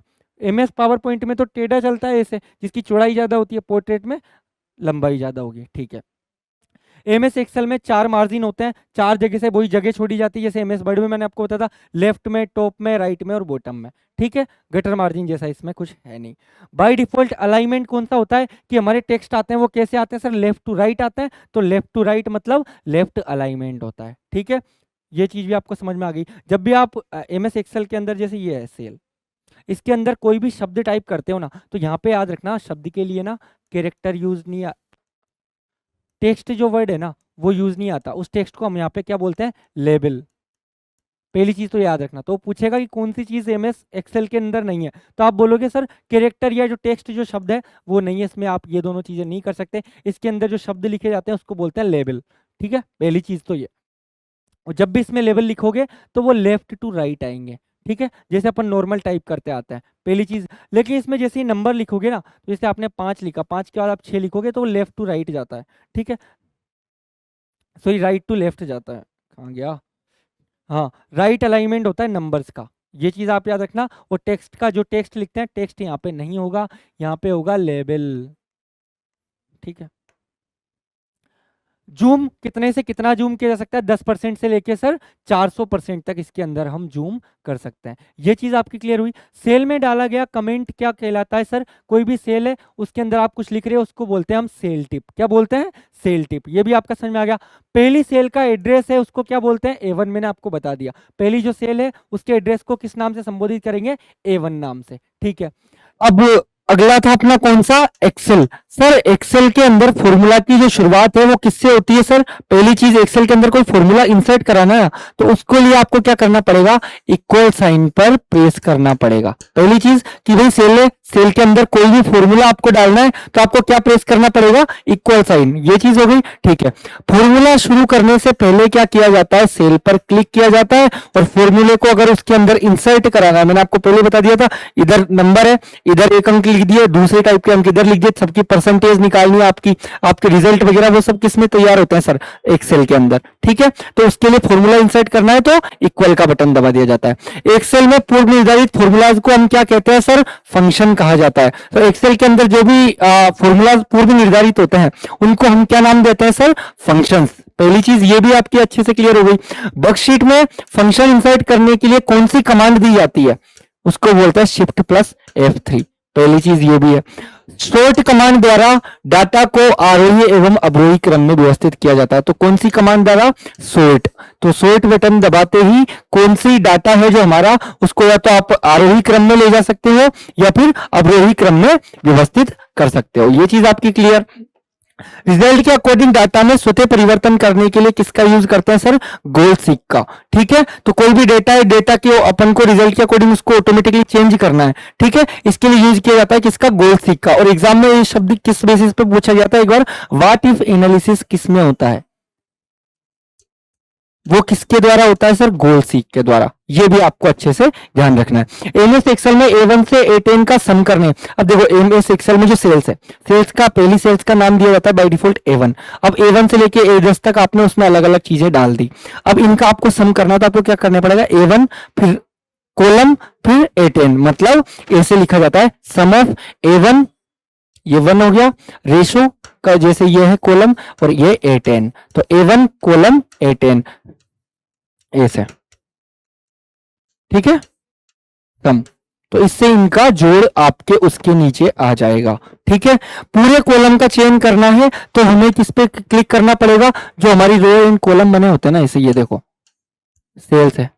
ठीक है। ये तो पूरे कॉलम का चयन करना पड़ेगा। तो कॉलम कौन से होते हैं? खड़े वाले। तो ये जो पहला कॉलम है ना, इस पे क्लिक कर दो आप टॉप वाले पे, तो पूरे कॉलम का चयन हो जाएगा। ठीक है। चौड़ाई को ऑटो फिट और 10 कॉलम की दाईं सीमा पर क्लिक किया जाता है। कॉलम पर क्लिक करना है कि भाई ठीक है चौड़ाई है, उसको ऑटो फिट करना है कि इनके बीच में जो गैप है वो एक तरीके से सेट हो जाए अच्छे से। तो उसके लिए किस पर क्लिक करेंगे? डबल क्लिक किया जाता है इस वाले हिस्से पर, कॉलम के पर। ठीक है। ये भी क्लियर हुई।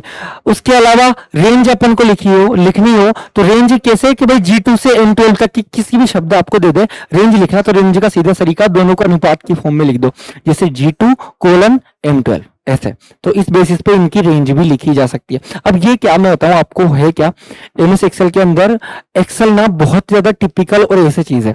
अब इसमें क्या करना पड़ता है कि जो जो पर्टिकुलरली क्वेश्चंस पूछे गए हैं, जहां जहां से चीजें मेनली काम के ना, उनको आप बस डायरेक्टली रीड करके रट्टा लगा लो। इसमें ज्यादा दिमाग लगाने मत घुसना, क्योंकि ये थोड़ा सा ट्रिकी और बहुत ज्यादा टिपिकल है, तो उसको समझने में ज्यादा टाइम लग जाएगा। ठीक है।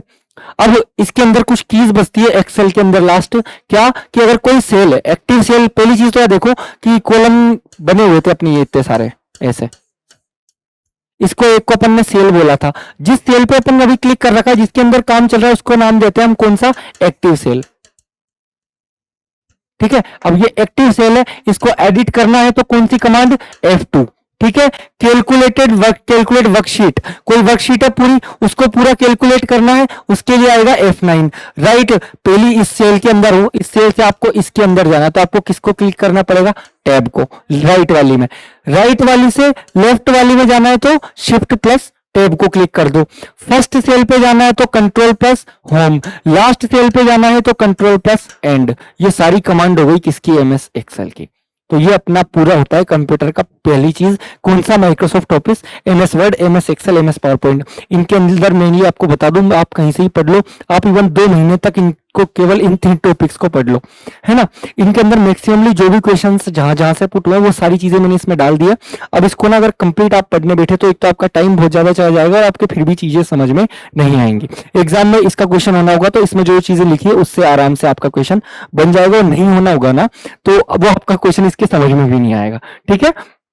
तो कंप्यूटर में हम ये एक्यूरेसी लेके चल ही नहीं सकते एग्जाम में कि सर हाँ 15 में से हम 15 सही कर दें, नहीं, लेकिन 15 से 11 12 भी सही हो जाए तो हमारे लिए बहुत अच्छा स्कोर रहेगा, ठीक है। अब इसमें क्या एक्स्ट्रा चीजें कंप्यूटर के अंदर जो जो बच रही है उनको अपन देख लेते हैं। एक शब्द होता है नेटवर्क। दो या दो से ज्यादा कंप्यूटर को इस प्रकार जोड़ा जाता है। नेटवर्क क्या है सर कि कुछ कंप्यूटर से, जैसे 2 कंप्यूटर है, इनको एक तरीके से मैंने जोड़ दिया कि इनके डाटा को मैं एक दूसरे में एक्सचेंज कर पाऊं, और इसी को मैंने नाम क्या दिया जाता है, नेटवर्क, ठीक है। तो 2 या 2 से ज्यादा कंप्यूटर को इस प्रकार जोड़ना कि उसमें सूचना का आदान प्रदान हो सके, इसको क्या नाम दिया, नेटवर्क। नेटवर्क कितने प्रकार के होंगे, टाइप्स देखो। एक तो लेन, लोकल एरिया, जो केवल लोकल एरिया के अंदर एक तरीके से आपके घर का वाईफाई है, वो क्या हो गया, लेन, ठीक है, क्योंकि वो आपके घर के अंदर, आपके ऑफिस का वाईफाई है, वो ऑफिस के अंदर केवल उतने ही लोगों को सर्विस प्रोवाइड करवा पा रहा है ना। तो ये क्या है, कार्यालय में जितने भी कंप्यूटर है वो जुड़े हुए, जैसे कंप्यूटर से जो है कोई प्रिंटर जुड़ रहा है, स्कैनर जुड़ रहा है, ठीक है, कोई जेरोक्स मशीन है वो जुड़ रही है, तो वो सब किस में आ जाएगा, लेन के अंदर। हमारा वाईफाई भी किसका एग्जाम्पल है, लोकल एरिया नेटवर्क था। लेन समझ में आया। उससे बड़ा आता है मेन। मेन किस में चलता है सर, मेट्रोपॉलिटन एरिया नेटवर्क। नगर या शहरों में जुड़े कंप्यूटर, जैसे हमारा टेलीफोन का नेटवर्क चलता है, डिश टीवी का चलता है, जो वायर के द्वारा जुड़े हुए होते हैं, या एक शहर के अंदर जो पूरा नेटवर्क प्रोवाइड कर रहा हो, वो सब किसके अंदर हो जाएगा, मेन में। आपके एटीएम वगैरह है, ठीक है, तो ये भी जिस नेट से कनेक्ट होते हैं, ये सब किसके अंदर चलते हैं सर, मेट्रोपॉलिटन एरिया नेटवर्क। एक चलता है वाइड एरिया नेटवर्क। इसमें कोई लिमिट नहीं होती है, देशों तक फैला होता है, इसको बोलते हैं इंटरनेट।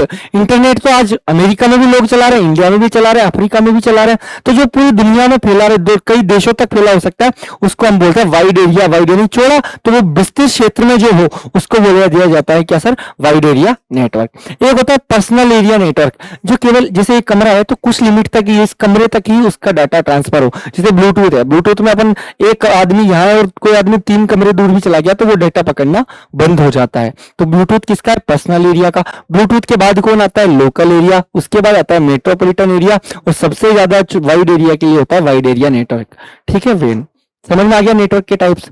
अब नेटवर्क तो हो गया कि ठीक है सर, कंप्यूटर के बीच में सूचनाओं का आदान प्रदान करना है, किस माध्यम से करेंगे, तो वो है हमारे संचार के माध्यम, मोड ऑफ कम्युनिकेशन। एक तो होता है तार, जिनके अंदर तार का यूज किया जाता है। अब देखो, एक तो है ट्विस्टेड पेयर केबल। आपने टेलीफोन के जो तार है उनको कभी देखा, उसके अंदर 2 कॉपर के वायर लगे होते हैं ऐसे मुड़े, ये यूं, इसलिए इनको ट्विस्टेड पेयर वायर बोला गया है। और फिर इस पे प्लास्टिक का सा कवर होता है, तो इसको बोला दिया जाता है ट्विस्टेड पेयर वायर। 2 कॉपर से बने वायर होते हैं, जैसे टेलीफोन नेटवर्क का, ठीक है। ये चीज आपको समझ में आ गई, ठीक है। एक होता है कोएक्सियल केबल। कोएक्सियल केबल कैसे, कभी पहले बचपन में हमारे घरों में जो डिश लगी होती थी, जो टीवी थी, वो किसी शहर में कोई किसी आदमी का बड़ा बॉक्स होता था, उससे डिस्क आती थी हमारे यहाँ पे, तो उसके ना एक वायर आता था, ठीक है। और वो जो वायर है, वायर को आप कभी खोलना पीछे से, उसमें एक ही तार होगा, ऊपर की तरफ इंसुलेटर्स लगे होंगे, तो इसमें एक मोटा सा तार होता है और ऊपर छोटे छोटे इंसुलेटर लगे होते हैं, और इसी को बोलते हैं अपन कोएक्सियल केबल। के अंदर ठोस तार के चारों ओर कुछ अलग से गिरा हुआ टीवी नेटवर्क के लिए जो आता था, तो वो था कोएक्सियल एग्जांपल उसका। एक होता है ऑप्टिकल फाइबर। अब पहली चीज ये है, ऑप्टिकल फाइबर किससे बनता है, बस वो पूछता है सीधे सीधा, पूछा भी है आपके एग्जाम में उसने, कांच, सिलिका और प्लास्टिक से बनता है, याद रखना।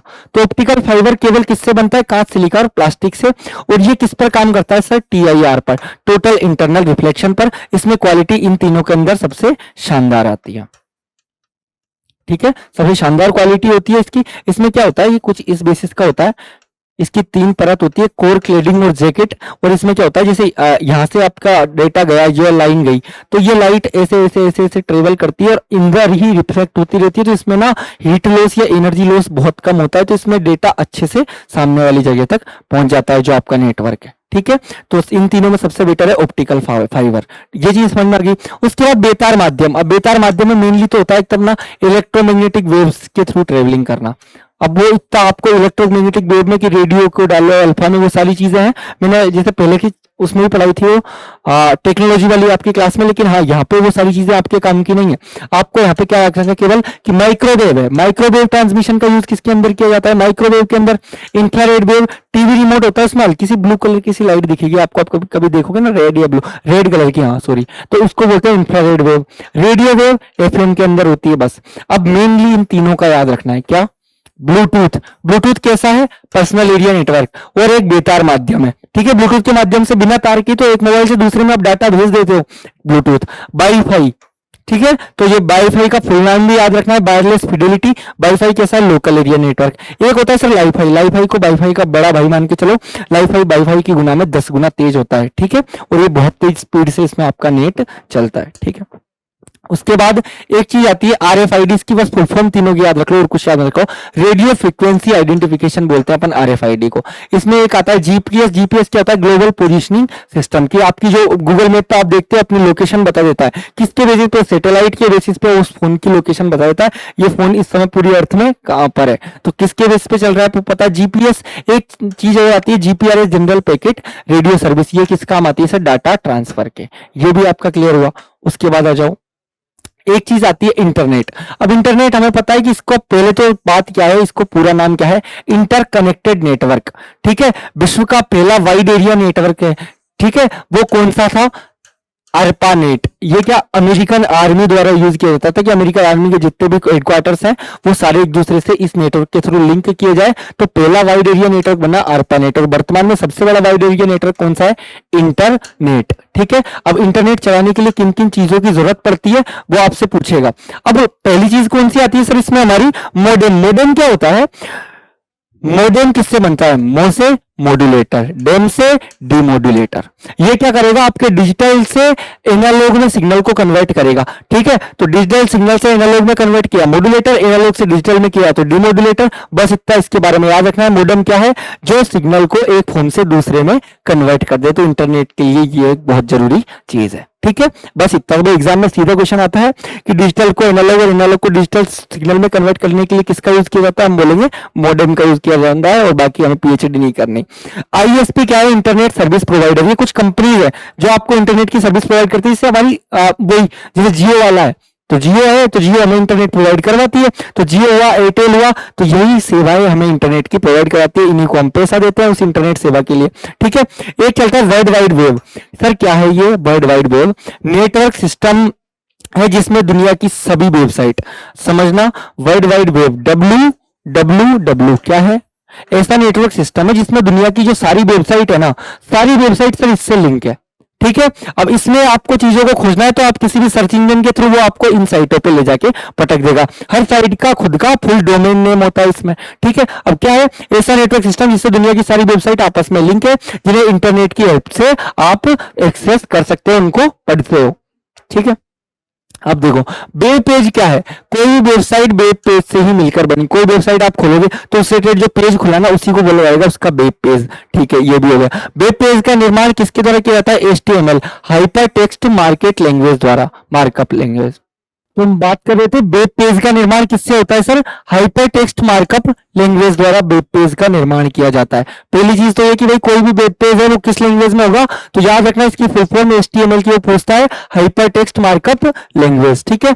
उसके बाद एक शब्द आता है सर हाइपरलिंक। हाइपरलिंक क्या होता है, पर्टिकुलर लिंक्स होती है, जैसे आप देखते हो कि फला लिंक पर क्लिक करें तो आप उस पेज पे पहुंच जाओगे, फला लिंक पर क्लिक करोगे तो इस साइट पर पहुंच जाओगे, या फिर इस फोटो पे क्लिक करोगे तो वो लिंक ओपन हो जाएगी। तो या तो वो टेक्स्ट फॉर्मेट में लिंक होती है या फिर किस फॉर्म में होती है सर, हमारे फोटो के फॉर्मेट में, किसी इमेज के फॉर्म में होती है। उस पर क्लिक करते हम उस पर्टिकुलर वेब पेज पे पहुंच जाते हैं, उस पर्टिकुलर वेबसाइट पर पहुंच जाते हैं, ठीक है। तो ये इसमें ये इसी को क्या लेना, इस लिंक को क्या नाम दिया जाता है, हाइपरलिंक। ये किस फॉर्मेट में होती है, इमेज और टेक्स्ट दोनों के फॉर्मेट में होती है, ठीक है। अगला अपना आता है कौन, ब्राउजर। ब्राउजर में क्या है, ब्राउजर एक तरीके का एप्लीकेशन सॉफ्टवेयर है और ये क्या करेगा, इंटरनेट के माध्यम से ही वाइड वेब पर उपलब्ध सभी सूचनाओं को यूजर के कंप्यूटर में प्रदर्शित कर लेगा, ठीक है। वर्ल्ड वाइड वेब पे जितनी भी सूचनाएं थी, जो भी इंफॉर्मेशन है, उनको आपके कंप्यूटर उस पे शो करता है। कौन करता है ये काम? ब्राउजर। कौन कौन से? पहला लोकप्रिय ब्राउजर था मोज़ेक, और वर्तमान में मेजर फेमस ब्राउजर वही है अपन जिस पे चलाते हैं, क्रोम, मोजिला फायरफॉक्स हुआ, इंटरनेट एक्सप्लोरर हुआ। ठीक है, तो यही हमारे फेमस ब्राउजर्स है। ब्राउजर्स का काम क्या है कि इंटरनेट के माध्यम से, मैंने बोला वर्ल्ड वाइड वेब है, उस पे क्या है, सभी तरह की वेबसाइट है, वो लिंक है ना, और उसको आप एक्सेस करते हो इंटरनेट के माध्यम से। अब इंटरनेट के माध्यम से कौन एक्सेस करता है? ब्राउजर। तो ब्राउजर पे जैसे ही आप जाओगे तो उन सारी वेबसाइट की सारी इंफॉर्मेशन आपको वो दे देता है। ब्राउजर क्लियर हुआ। उसके बाद एक चीज आती है सर्च इंजन। एक विशेष प्रकार की वेबसाइट है जो अन्य वेबसाइट को ढूंढने में हमारी मदद करती है, जैसे हमारा गूगल हुआ, ठीक है, जैसे बिंग हुआ, जैसे याहू हुआ। मेनली तो हम सब गूगल का यूज करते हैं, सारा ऑटोनॉमी गूगल की है इसके ऊपर। क्या कि कोई भी चीज को आपको ढूंढनी हो किसी के बारे में, तो आप डालोगे कि भाई ठीक है, major good institute in Jaipur, ठीक है, तो सारी कोचिंगों की वेबसाइट या वेब पेजेस खुल के आ जाएंगी ना। तो उन सबकी वेबसाइट तक हमें किसने पहुंचाया? सर्च इंजन ने। ठीक है, सर्च इंजन किसके अंदर खोला जाएगा? ब्राउजर के अंदर। ठीक है, तो याद रखना गूगल है, गूगल का ही ब्राउजर है कौन? क्रोम। ठीक है, ये भी आपको याद रखना है। एक चीज आती है यूआरएल। यूआरएल की फुल फॉर्म क्या है सर? Uniform resource locator. ठीक है, वेबसाइट का पता है कि भाई वर्ल्ड वाइड वेब पर, जो वर्ल्ड वाइड वेब है ना, उस पर वेबसाइट को आपका एक आइडेंटिफिकेशन नाम है, और उसी आइडेंटिफिकेशन नाम को ही हम बोलते हैं यूआरएल। ठीक है, हर वेबसाइट का ये यूआरएल अलग अलग होता है। ठीक है, उसके बाद एक चीज आती है डोमेन नेम। इंटरनेट पर किसी भी वेबसाइट का पता लगाने वाले विशिष्ट नाम है ये। मतलब किसी वेबसाइट के नाम के आगे .com लग रहा है तो वो कमर्शियल है, जिसके आगे .gov लग रहा है वो सरकारी है, जिसके आगे .in लग रहा है वो कैसी है? इंडियन। ठीक है, तो ये क्या होती है? डोमेन। और इसी डोमेन के लिए हम पैसा देते हैं। जब भी आप कोई वेबसाइट बनवाओगे खुद के लिए तो आप उसकी डोमेन खरीदोगे। ठीक है भैया, अभी पर्टिकुलर ये नाम है इस साइट का, ये मेरे लिए रजिस्टर्ड हो चुका है। ठीक है, इसी को नाम देते हैं डोमेन नेम। एक चीज चलता है सर, कौन सा? आईपी एड्रेस क्या है? इसको बोलते हैं इंटरनेट प्रोटोकॉल एड्रेस। पहली चीज तो याद रखो। ठीक है, हर किसी नेटवर्क डिवाइस है जिसके अंदर नेट चल रहा है, उस किसी हर डिवाइस का एक पर्टिकुलर आईपी एड्रेस होता है। पहली बात ये याद रखनी है। अब ये किस दो टाइप का होता है, एक तो IPv4 और एक IPv6। IPv4 कैसे दिखता है? ऐसे डॉट। IPv6 को कॉलम के रूप में। इसमें कितना साइज होता है? इसका 32 बिट्स और इसका मैक्सिमम 128 बिट्स। एक चीज आती है फायरवॉल। शब्द किसके लिए यूज किया जाता है? तो फायरवॉल का यूज किया जाता है सर इंटरनेट सिक्योरिटी के लिए। ठीक है, उसके बाद क्या है? ईमेल आता है। हम किसी को भी कुछ मेल भेजते हैं, ठीक है, तो इलेक्ट्रॉनिक रूप से हम किसी को कोई संदेश भेज रहे हैं, जो लेटर भेज रहे हैं, उसी को नाम क्या दिया जाता है? हमारा ईमेल। तो इंटरनेट के माध्यम से एक कंप्यूटर के संदेश को दूसरे कंप्यूटर में भेजा जा रहा है, उसको हम क्या बोलते हैं सर? ईमेल बोलते हैं। ठीक है, अब इसमें क्या होता है, जैसे जब भी हम ईमेल में किसी का भी नाम लिखते हैं, ठीक है, कि भाई जैसे alchemist@gmail.com, तो जो आगे का नाम है ना, उसको बोलते हैं हम यूजर आईडी, और पीछे @gmail.com, जीमेल क्या है? सर्विस प्रोवाइडर का नाम। अब जैसे ये है तो ईमेल ही, जीमेल भी, लेकिन जी नाम कैसे आ गया? क्योंकि ये गूगल का है, तो गूगल कंपनी का है, तो जो कंपनी ईमेल की सर्विस प्रोवाइड करती है उनका नाम इधर आ जाता है। जैसे @gmail.com आएगा गूगल का, @yahoo.com आता तो वो किसका होता? याहू नामक कंपनी का। ठीक है, ये चीज आपकी क्लियर हुई। उसके बाद एक शब्द आता है सर, कौन सा? हॉटमेल। हॉटमेल क्या है? विश्व की पहली फ्री ईमेल सर्विस थी हॉटमेल। और हॉटमेल शुरू किसने की थी? एक भारतीय थे, कौन? सबीर भाटिया ने। किसने? सबीर भाटिया ने। ये भी क्लियर हुआ। ठीक है, एक चीज चलती है, अब देखो ईमेल हम भेजते हैं ना तो कैसे जाता है? ये तो कार्बन को, हाँ, टू सीसी और बीसीसी। टू में क्या होगा? किसको आप ईमेल भेज रहे हो उसकी आईडी लिख दी इधर, टू के थ्रू। या फिर आप एक से ज्यादा लोगों को, एक पर्टिकुलर आदमी को भेजो तो टू पे उसकी जीमेल लिख के उसको भेज दो। सीसी में कौन होगा? कई सारे लोगों को भेज रहे हो आप, ठीक है, एक ही पर्टिकुलर मेल को। ऑफिस के काम का कोई मेल है या कोई इनविटेशन कार्ड है, वो कई सारे लोगों को आपने मेल करना है तो उन सबको भेज दिया। लेकिन सीसी में क्या होता है? वो उन सबको दिखेगा भी, कि सबको दिखता है भैया ये किस किस जीमेल पर भेजा गया है सीसी में। तो बीसीसी का नाम होता है ब्लाइंड कार्बन कॉपी। वो फुल फॉर्म भी पूछता है, याद रखना। सीसी की फुल फॉर्म है कार्बन कॉपी और बीसीसी की ब्लाइंड कार्बन कॉपी। ठीक है, ये बीसीसी हो गया। ठीक है, और ये क्या करेगा? बीसीसी के अंदर अन्य लोगों को ये नहीं पता चलेगा कि ये मेरे अलावा किस किस को ये मेल भेजा जा रहा है। तो सीसी और बीसीसी में इतना अंतर है कि सीसी के थ्रू आप भेजोगे तो उसको पता चल सकता है कि भाई हाँ, इसने ये मेल किस किस लोग आदमी को भी और भेजा है। बीसीसी में उसको सामने वाले को ये चीजें पता नहीं चलेगी। ठीक है, उसके बाद मैक्सिमम कितने मेल भेजे जा सकते हैं सर? 500। ठीक है। मैक्सिमम साइज कितना हो सकता है एक मेल का? 25 MB। एक साथ 500 आदमी को आप मेल भेज सकते हो मैक्सिमम। मैक्सिमम साइज होता है कितना? 25 MB। ठीक है। स्टोरेज कैपेसिटी कितनी होती है इसकी एक मेल में? 15 GB की टोटल जीमेल की। ठीक है। ईमेल एड्रेस देखो xy@gmail.com, ये क्या है? ईमेल एड्रेस होता है, इसके अंदर कोई भी स्पेस अलाउ नहीं होता, ये लाइन याद रखना। ईमेल को देखने के लिए ईमेल एड्रेस को व्यू किया जाता है। ठीक है। स्पैम किसको बोलते हैं? अनचाहे मेल को। तो ईमेल के अंदर ईमेल एड्रेस होता है, इस पर व्यू पे क्लिक करोगे तो आपके कौन कौन से फोन में ईमेल आए हैं वो सारे आपको दिख जाएंगे। स्पैम पे क्लिक करोगे तो अनचाहे ईमेल की अदर कंपनी वगैरह इनके प्रमोशन से रिलेटेड जो भी ईमेल है वो किसके अंदर दिख जाता है? आपको इस हिस्से में दिख जाता है। ठीक है। उसके बाद कौन सा आता है सर? सूचना प्रौद्योगिकी के नॉर्मल यूजेज। ये देख लो, एक चीज आती है ई गवर्नेंस, मतलब इलेक्ट्रॉनिक गवर्नेंस, कि कोई भी सुविधाओं को इंटरनेट के माध्यम से आप प्रोवाइड करा रहे हो, उसी को बोलेंगे हम क्या? E governance. जैसे पहले बिजली का बिल भरने के लिए आपको बिजली विभाग के वहां पे जाके लाइन में लगना पड़ता था। आज आप अपना फोन निकालो, आपके वो नंबर डालो बिल के, और आप तुरंत बिजली का बिल भर सकते हो। तो ये सारी चीजें इलेक्ट्रॉनिक रूप से होने लगी ना, इंटरनेट की ऐप से होने लगी, इसलिए इस सबको बोला जाता है ई गवर्नेंस, मतलब इलेक्ट्रॉनिक गवर्नेंस। जैसे बिजली पानी के बिल भरते हैं, जैसे आपको आप इनकम टैक्स रिटर्न फाइल करना है तो पहले तो इनकम टैक्स के वहां पे जाके आपको एक काम करना पड़ता है, आज आप ऑनलाइन फाइल कर सकते हो, तो ये भी हो गया। अब ये ई गवर्नेंस कैसे चलता है, इसके टाइप देख लो। गवर्नमेंट टू गवर्नमेंट, गवर्नमेंट की कोई पॉलिसी है, गवर्नमेंट के एक डिपार्टमेंट से दूसरे डिपार्टमेंट में, ठीक है, उसके काम आती है। गवर्नमेंट टू सिटीजन, भाई गवर्नमेंट कोई पॉलिसी लाती है सिटीजन के लिए, ठीक है। गवर्नमेंट किसी बिजनेस वालों के लिए कोई पॉलिसी लाती है, उनको कुछ भेजती है वो। Government to employ, government employ के लिए कोई चीज आती है, तो ये इतने टाइप्स के होते हैं। ठीक है। एक ई कॉमर्स, ई कॉमर्स क्या है? ऐसी वेबसाइट है जो इंटरनेट के माध्यम से व्यापार कर रही है। ठीक है। अमेजोन है, अमेजोन कोई दुकान खोल के थोड़ी बैठा है, अमेजोन ऑनलाइन ही तो सारी चीजें प्रोवाइड कर रहा है ना, तो ये क्या है? एक तरीके से इलेक्ट्रॉनिक रूप से दुकान है, तो वही ई कॉमर्स। जैसे हमारी कंपनियां हुई कौन? अमेजोन, फ्लिपकार्ट हुआ हमारा, मिंत्रा वगैरह, ये सब हमारी क्या है सर? ई कॉमर्स कंपनीज है। ठीक है। ये किस मॉडल पे चलती है? बिजनेस टू बिजनेस, एक बिजनेस वाला दूसरे बिजनेस से, बिजनेस टू कस्टमर, और उसके अलावा कस्टमर टू कस्टमर, बस। उसके अलावा एक चीज आता है आपका शब्द एटीएम। एटीएम की जो मेन चीज पूछता है फुल फॉर्म क्या है? Automated teller machine. हम सब जानते हैं कि यहां से हम पैसा निकालते हैं, है ना। इसके खोजकर्ता कौन थे वो भी देख लो, जॉन शेफर्ड बेरेन। और एटीएम में जो आपका पिन कोड होता है वो सब जानते हैं, कितने नंबर का होता है सर? 4 डिजिट का हमारा एटीएम के अंदर पिन नंबर होता है। एक चीज होती है डिजिटल पेमेंट, ये तो खैर क्रांतिकारी चीज थी। डिजिटल पेमेंट में क्या करते हो? आप अपने फोन के माध्यम से किसी को पेमेंट कर सकते हो, तो वस्तु या सेवा का भुगतान कैसे? डिजिटल माध्यम से, या तो क्रेडिट कार्ड। दो क्रेडिट कार्ड और डेबिट कार्ड में क्या अंतर है?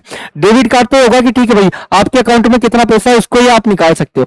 क्रेडिट कार्ड में क्या? आप चीजों को एक्स्ट्रा परचेज कर सकते हो, मतलब एक तरीके से आप बैंक से उसमें क्रेडिट ले रहे हो, लोन ले रहे हो, ठीक है। तो बैंक से आप एक्स्ट्रा पैसा ले सकते हो उसके अंदर, तो आप के पास पैसे नहीं है ना, तो आपके क्रेडिट कार्ड से फिर भी आपकी शॉपिंग हो जाएगी, और फिर जैसे ही आपके अकाउंट में पैसे आएंगे आपके वो कट जाएंगे, ठीक है। तो ये क्रेडिट कार्ड का काम हो गया। डेबिट कार्ड जिसके अंदर प्रॉपर पैसा होता है, अगर पैसा नहीं है तो उससे आगे शॉपिंग या कोई भी चीज में आप यूज नहीं ले सकते।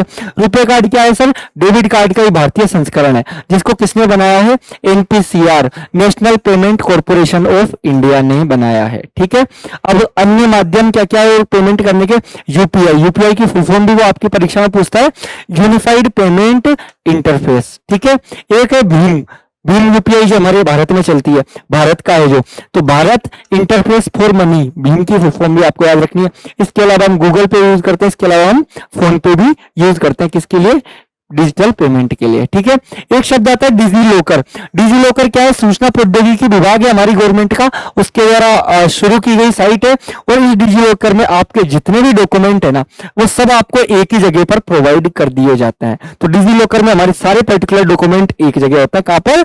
डिजी लॉकर में। ये याद हुआ, ठीक है। एक होता है sir digital signature. Digital signature क्या? कि कोई भी इलेक्ट्रॉनिक दस्तावेज आपके, ठीक है, इलेक्ट्रॉनिक रूप से है, उनको आपको सत्यापित करना है, ठीक है, उनको प्रमाणित करना है, तो उसके लिए जिन सिग्नेचर का यूज किया जाता है उसको बोलेंगे electronic signature, so digital signature. तो इलेक्ट्रॉनिक दस्तावेज को मान्य बनाने के लिए किसका यूज किया जाता है? डिजिटल सिग्नेचर का यूज किया जाता है, ठीक है। और ये आपका कंप्लीट होता है पूरा कंप्यूटर, ठीक है। और अब इसके बाद कंप्यूटर के बाद जो भी अगली सब्जेक्ट मुझे करानी हो तो आप लोग कमेंट सेक्शन में बता सकते हैं कि कौन सी सब्जेक्ट पर अब हमें जाना चाहिए जो आपकी ज्यादा वीक हो। बाकी मुझे लग रहा है मैथमेटिक्स आप लोगों की करवा दूं, ठीक है, उससे आपका एक मेजर पोर्शन इन एग्जाम्स के लिए कवर हो जाएगा। ठीक है, थैंक